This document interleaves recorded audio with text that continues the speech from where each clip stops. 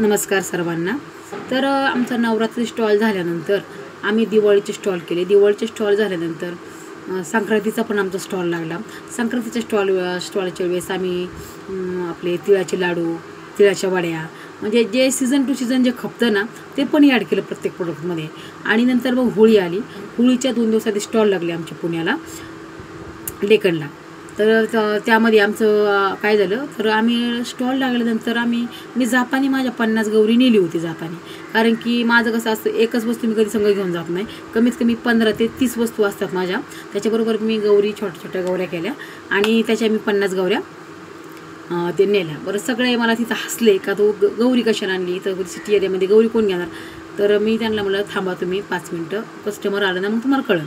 तर मग गौरी माझी ना, ती गौरी माझी कमीत कमी मी 5, 10, 20 अशा छोटे होते म्हणून ते 5 ते 15 रुपयापर्यंत विकल्या। तर मला अंदाज आला की अजून 1 दिवस आहे होळीला, तर उद्या पण आपल्या गौरी विकू शकतात। तर माझं ते होममेडच्या वस्तू आहेत, त्या खाकरा म्हणा, मेथी पालक, भाकरवडी, ते सगळे एका साईडला। चटण्या पण नेल्या मी पाट्यावरल्या वाटलेल्या त्याच्यामध्ये। आणि दसमी हा प्रकार आपल्या पुण्यामध्ये माहीत नाही आहे, पण नगर जिल्ह्यात दसमी हा प्रकार माहिती आहे, कारण माझं नगर माहेर आहे। दसमी हा प्रकार 8 ते 10 दिवस टिकतो। बाजरीच्या पिठापासून बनवली जाते ती दसमी। तर त्या दसमी पण बनवून नेली बाजरीची। त्या दसम्यांना पण चांगला रिस्पॉन्स भेटला। आणि दुसऱ्या दिवशी कारण माझ्या घरची गौरी संपली होती आणि त्याच्यामुळे मी विकत आमच्या इथल्या लेडीजकडून 2.5 रुपये पर गौरी घेतली। आणि ती गौरी कमीत कमी भरपूर मोठी होती, तर त्याच्यामुळे मी रेट पण जास्त लावला। जी मी छोट्या गौरीचा रेट 15 रुपये लावला होता, त्या गौरीचा रेट मी 25 रुपये लावला। परंतु ती गौरी माझी ती पण गेली, कारण तिचं फक्त काय अशा 4-5 गौऱ्या कोणी नेत नाही, एकच गौरी असती आणि ती गौरी पण माझी खपली। तर मग मला पूर्ण कॉन्फिडन्स आला, सीझन टू सीझन जर आपण बिझनेस करत राहिलो ना तर आपला बिझनेस कधीही मातीत किंवा धुळीस मिळणार नाही।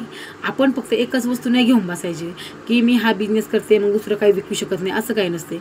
मार्केटमध्ये आपला जम बसण्यासाठी एवढी आवश्यकता असते ना की मार्केटमध्ये स्पर्धक जास्त आहेत आपले, आणि स्पर्धक जास्त असल्यामुळे कॉम्पिटिशन जास्त असल्यामुळे आपलं प्रोडक्ट हे कसं बेस्ट ऑफ बेस्ट होईल। आणि आपलं मेन म्हणजे कसं असतं सांगू का, आपण कसं करतो, मार्केटला जर गेलो ना, समजा एक उदाहरणार्थ आपण भाजीपाल्याचा समजा व्यवसाय केला, तर शेजारची जर 20 रुपयांनी मिरची विकत असेल ना तर आपण 15नीच विकतो का आपलं भाजीपाला लवकर संपवून नाही, तसं काही नसतं। उलटं कमी किमतीत जर आपण विकत राहिलो ना, कस्टमरला पण वाटतं का शेजारचा रेट 20 रुपये आणि यांचा का 15 आहे, कारण की का आपण लवकर विकण्याच्या नादात आपल्या प्रोडक्टची किंमत कमी करतो, हे माहीत पाहिजे आपल्याला। आणि मेन म्हणजे आता समजा माझा खाकरा आहे, तर माझ्या खाकऱ्यासाठी मला कॉम्पिटिशन स्पर्धक भरपूर आहे। तर मी हा खाकरा माझा पावशरचा 70 रुपये पाकिट विकते पावशर, आणि हा 3.5चा असतो। अर्धा किलो 240, आणि अशा पद्धतीने मी किलोवरती याचा विकते। आणि विकल्यानंतर त्याचं असं होतं, पावशरला 70, अर्धाला 120 किंवा 140 अशा पद्धतीने आम्ही विकलं जात होतो। आणि नंतरून मग काय होतं, कॉम्पिटिशन असल्यामुळे समजा आता माझ्या बाजूला दुसरी खाकऱ्यावाली, तर मीच तो खाकरा 60 किंवा 55 नाही विकू शकत, कारण की माझा ब्रँड जास्त चांगला असतो। म्हणून आपल्या प्रोडक्टची किंमत आपण कधी कमी करायची नसते। आणि मेन आपला मराठी लेडीज किंवा मराठी जेंट्सचा काय प्रॉब्लेम आहे, आपल्याला बिझनेस करायची क्षमता जास्त असते, परंतु कस्टमर कॅच करायचं नसतं। कारण की उदाहरणार्थ तुम्ही गुजराती लोक घ्या, मारवाडी लोक आहेत ना, वस्तू मागं भले 50 पैसेच काढणार। बरं एक विचार करायचा, नारळामागं जर 50 पैसेच निघत असेल, तेच नारळ समजा 100 जर नारळ विकले तर 50 पैशाच्या हिशोबाने किती नारळ होतील, हा आपला प्रॉफिट बघायचा आपण। आणि आपलं मराठी लोकांचं कसं असतं, मला त्याच्यामागं कमीत कमी 2 किंवा 3 रुपये भेटायला पाहिजे, याच्यामुळे मराठी लोक पुढे आणि आपण मागे, हा विषय मेन आहे। म्हणून मार्केटमध्ये जम बसताना आपल्या वस्तूची किंमत पण नाही कमी झाली पाहिजे, त्याचा आकार पण नाही कमी झाला पाहिजे, आणि आपलं कस्टमर पण नाही कमी झालं पाहिजे। ही मेन गोष्ट आपल्या मार्केटमध्ये लागते। मला आता आपण प्रोडक्शन करू शकतो, मार्केटिंग करू शकतो, तर मग नंतर पॅकेजिंगवर विषय येतो। आपली पॅकेजिंग ही सुबक आणि आकर्षित असली पाहिजे। आपलं प्रोडक्ट आहे ना, हे आतून कसं आहे हे कुणाला माहीत नसतं, बरं बाहेरून अट्रॅक्शन कसं आहे त्याच्यावरती आधारित असतं। त्याच्यासाठी आपल्याला फूड लायसन्स लागतं, शॉप ॲक्ट लागतं, उद्योगदार लागतं। हे 3ही काढल्यानंतर आपल्या प्रोडक्टचा आपण लोगो ठरवायचा। आपला लोगो, आता माझा लोगो काय आहे, सुगरण खाकरा, तसं आपण लोगो बनवायचा। लोगो बनवल्यानंतर त्यामध्ये आपल्याला विशेष म्हणजे एवढे बदल करावे लागतात ना, एवढे बदल करावे लागतात की आपला पुढचा व्यवसाय त्याच्यामुळे रिस्क पण तेवढीच आहे आणि पैसाही तेवढाच आहे. आपण नुसतं म्हणायचं नाही आम्हाला फूडमध्ये करायचं आहे असं काही विशेष नसतं. आपण जो बिझनेस करा त्याच्यामध्ये तुम्हाला शॉपॅक लागणार, फूड लायसन्स लागणार, उद्योगादार लागणार, हे सगळं. आणि मेन म्हणजे FSI असलं ना आपल्याला कोणत्याही कशाची भीती नसते मेन म्हणजे आपल्याला. आणि त्याच्यासाठी आपलं रजिस्ट्रेशन जरुरी असतं. रजिस्ट्रेशन करावंच लागतं आपल्याला.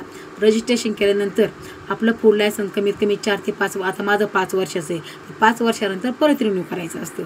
त्यामुळे आपल्या लेडीजला जर व्यवसाय करायचा असेल नाही 3 लायसन काढून घ्या आणि आपला व्यवसाय सुरुवात करा. आणि व्यवसाय सुरू करत असताना मेन म्हणजे मार्केटिंग झाली, प्रोडक्शन झालं आणि पॅकेजिंग झाली, सगळं झालं आपलं. आता त्याला ठेवायचं कुठं? ठेवायचं अशा ठिकाणी की त्याला तिथं उंदीर वगैरे काही लागले नाही पाहिजे. कारण की जास्त प्रोडक्शन करून पण ठेवणं चुकीचं असतं. की प्रोडक्शन आपण भरपूर करू शकतो. बरं मार्केटिंगच्या बेसवरती महिलाला असतात बाहेर जायला की मी बाहेर कशी जाऊ आणि आम्ही घरी सगळं करू शकतो. आता मलाही कितीतरी महिला म्हणतात ताई आम्ही घरगुती काम करू, आम्हाला घरगुती काम द्या, पण आम्ही मार्केटला नाही जाऊ शकत. का? तुम्ही मार्केटला का नाही जाऊ शकत? तुम्ही मार्केटला गेल्याशिवाय तुमची ओळख होणार नाही. तुम्हाला प्रोडक्शनची तुम्ही जे प्रोडक्ट करता ते तुम्हाला बाहेर सांगता आलं पाहिजे की आम्ही हे बनवतो, ते बनवतो. तर कस्टमर असं असतं की तुम्ही याच्यात काय बनवता, कसं बनवता, ते एकामागे एक प्रश्न विचारत राहतात. त्यामुळं मार्केटिंगच्या विषयी लेडीजनी बाहेर जाणं खूप आवश्यक असतं. आणि बाहेर गेल्यावर कुणी खातं हा विषय तुम्ही गैरसमज काढून टाका की बाहेर कुणी आम्हाला हे काय म्हणन तो काय म्हणन, हा विषय डोक्यातून काढून टाकायचं. आपली चप्पल जर आपल्या पायामध्ये असेल ना दुसऱ्यांचं बोट हे आपल्याकडे येणार नाही. हा माझा 4 वर्षाचा अनुभव आहे. कारण की आज मला 4 वर्ष झाले बिझनेसमध्ये. आजपर्यंतही मला म्हणजे फालतू माणूस काय कुणीही भेटलेला नाही. का तर आपली चप्पल आपल्या पायामध्ये असते. आपल्याला फक्त एकच विजन ठेवायचं, आपल्याला बिझनेस करायचा आहे आणि आपला बिझनेस ग्रो करायचा आहे. तर असं जर सर्व महिलांनी ठरवलं ना तुम्ही मार्केटिंगमध्ये बेस्ट ऑफ बेस्ट लेडीज होऊ शकता. हे माझा स्वतःचा तुम्हाला अनुभव सांगते. म्हणून कुणाला मार्केटिंग, प्रोडक्शन, पॅकेजिंग हे झाल्यानंतर मग आपण समजा दुसरं काही करायचं ठरवलं, शेती पण व्यवसाय चांगला आहे. शेतीतून पण तुम्ही भरपूर कमाई करू शकता. पण त्याच्यासाठी सुद्धा तुम्हाला सगळं व्यवस्थित करणं गरजेचं असतं. मार्केटिंग झालं, पॅकेजिंग झाली आणि प्रोडक्शन झालं. आता या तिन्ही वस्तू झालं. आपलं फ्रेंड सर्कल वाढवणं गरजेचं असतं. फ्रेंड सर्कल वाढवल्यानंतर आपल्याला मार्केटिंगची एवढी गरज पडत नाही. कारण की ही तिला सांगणार, ती तिला सांगणार. आणि मेन आपल्याला सोशल मीडिया कशासाठी दिलेला आहे? सोशल मीडियाला आपण 300 ते 400 रुपयाचे बॅलन्स मारतो. ते काय नसतं लोकांच्या रील्स बघण्यासाठी नाही. त्यासाठी तुम्ही यूट्यूब, फेसबुक हे अकाउंट ओपन करा. आपली जे आपण बनवतो त्याची ॲड टाकत चला.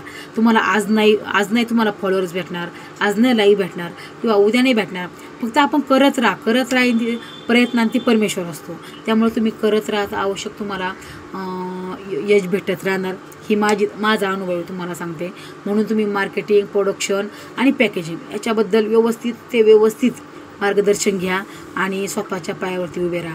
आणि जेव्हा तुम्ही स्वतःच्या पायावर उभा राहणार आणि स्वतःचे 2 रुपये ते स्वतःचे 2 रुपये असतात, स्वतःची ओळख ती स्वतःची ओळख असते. आणि ज्यावेळेस आपल्याला कोणी म्हणतो मॅडम हा शब्द फक्त आपण प्राथमिक शाळेतच म्हणजे NSPलाच आपण ऐकतो. हा बाबा यांना कोणतरी मॅडम म्हणते आणि आपल्याला बी कोणतरी मॅडम म्हणते, तर हा आनंद वेगळा असतो. आणि जो आपण बिझनेस करतो ना तर इथं सर्वत्रच मॅडमशिवाय कोणी आपल्याला बोलत नाही. मग आपली जेवढी उच्चता वाढते ना त्याच्याबद्दलचं काय सांगण्याचं काय आता बोलायचीच सोय नाही आहे. आणि त्यामुळेच आहे ना महिलांनी पुढे जावे ही माझी भरपूर इच्छा आहे. त्यामुळे हा माझा व्हिडिओ कसा वाटला मार्केटिंगचा, प्रोडक्शनचा आणि पॅकेजिंगचा. पॅकेजिंग तुम्हाला जर करायची असेल, ॲट्रॅक्शन वाढवायचं असेल तर पॅकेजिंग सुबक चांगली बनवा. प्रोडक्शन करायचं असेल तर त्यामध्ये स्वच्छ पाळवा आणि त्याच्यामध्ये चांगले प्रोडक्ट वापरायचे. आणि मार्केटिंगच्या बेसवरती मार्केटिंग तुम्हाला घरी बसून कोणी काही घेणार नाही आहे. तुम्हाला त्यासाठी बाहेरच पडावं लागतं. बाहेर पडले तर तुम्हाला कस्टमर कॅच होणार, स्वतःची तुमची ओळख निर्माण होणार. म्हणून प्रत्येक लेडीजने ठरवायचं आजपासून की मला स्वतःच्या पायावरती उभे राहायचेच. का तर आज म्हणजे घरी भरपूर आहे घरी कोणाचे काही नसते, कोणी उपाशी नसते. बरं स्वतःची एक ओळख निर्माण करणे हेही गरजेचं असतं. आता यामध्ये जेव्हा मी मार्केटिंगच्या बेसवरती आळंदी, भोसरी, देवरोड प्रत्येक ठिकाणी भेटले तर मला फेसबुकच्या संदर्भात समर्थ महिला बहुउद्देशीय ही भोसरीची संस्था आहे राज्यश्रीताईंची. तर त्यामध्ये त्यांनी मला बोलावलं, माझं मटेरियल मी त्यांना दाखवलं. तर तिथं दर महिन्याला आढावा मीटिंग असते, त्या मीटिंगमध्ये आम्ही जातो. मीटिंगमध्ये गेल्यानंतर स्वतःचं सगळं प्रोडक्शन आपण घेऊन जायचं. तिथंही आमचं कमीत कमी 2 तासात 4 ते 5 हजाराची विक्री होती. आणि विक्री झाल्यानंतर आपण स्वतःचा अनुभव सांगायचा की आम्ही इथपर्यंत कसं आलो. तर त्या ताईंनी पण आम्हाला भरपूर मदत केली. आणि दर महिन्याला आम्ही मीटिंग ठरवतो. का तर आपण जर बाहेर लेडीजमध्ये गेलो तर ओळख निर्माण होती, आपल्या प्रोडक्शनची देवाणघेवाण होती, मेन हा विषय होतो. म्हणून घरी बसून तुम्ही कधी स्वप्न बघू नका की घरी बसून आम्हाला कस्टमर कॅच होईल. आणि मेन म्हणजे हा विषय डोक्यातून काढून टाका की मला घरी बसून व्यवसाय करायचा आहे, असं अजिबात चालणार नाही. तुम्हाला सगळीकडे जायला लागेल. हा व्हिडिओ तुम्हाला कसा वाटला नक्कीच मला कमेंट आणि सबस्क्राईब आणि लाईक करून सांगा. थँक्यू.